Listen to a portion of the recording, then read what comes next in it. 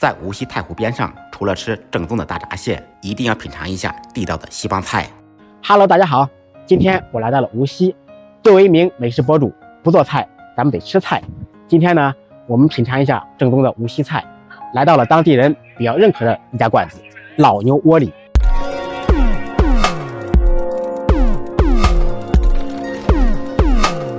第一道菜，经典的苏式鲍鱼，量不大，但是很精致，30一份。新鲜的草鱼高温炸制以后，趁热放到熬好的酱汁里面浸泡入味，吃到嘴里酥脆咸鲜酱香，甜口比较重。虽然说甜味比较大，但是不腻口，吃到嘴里很舒服，让人流连忘返，回味无穷。这道菜有机会一定要复刻一下。第二道菜也是这家店的必点菜，松子牛肉炒年糕，量不小，价格也实惠，49一份。西帮菜的特点在这道菜上表现得淋漓尽致，浓油赤酱，咸中带甜，牛肉筋道，年糕软糯弹牙入味。店家强烈推荐我点这道菜，我吃完以后确实感觉非常不错。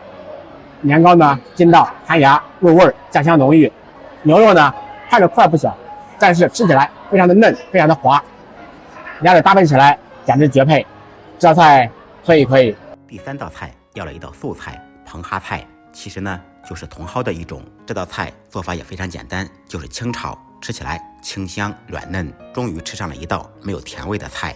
西帮菜、苏帮菜、本帮菜大多数口味都偏甜，但是我来到这里却发现这里的人普遍都偏瘦，看来糖的摄入并不影响肥胖。您感觉我说的对吗？第四道菜要了一道蒸菜，扁尖蒸卷鲜，39一份，量也不小。这道蒸菜呢听起来比较绕口，扁尖蒸卷鲜，我们尝一下。这道菜就是煎好的鸡蛋皮卷上肉馅，底部放了笋提鲜增香，用高汤蒸制而成。这道菜不得不说一下，虽然吃起来很鲜很香，但是后味呢有很大的料酒味，原因就是调馅的时候放了料酒，蒸的时候挥发不出来所产生的味道。我个人感觉用葱姜花椒水代替料酒来调馅会更好。尝了一口汤，咸香，口味有点重。这家餐馆在当地受人们认可是有原因的，菜量不小，价格实惠，口味也不错，而且主食米饭可以随便吃，2-3个人点上4道菜，花上100多块钱就可以搞定。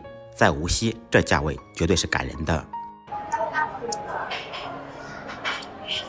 不错，非常好。好了，今天的视频就到这里了。我是一个会做菜，偶尔也会尝菜的美食博主。感谢大家的支持点赞，再忙再累记得按时吃饭。下期视频见，拜拜。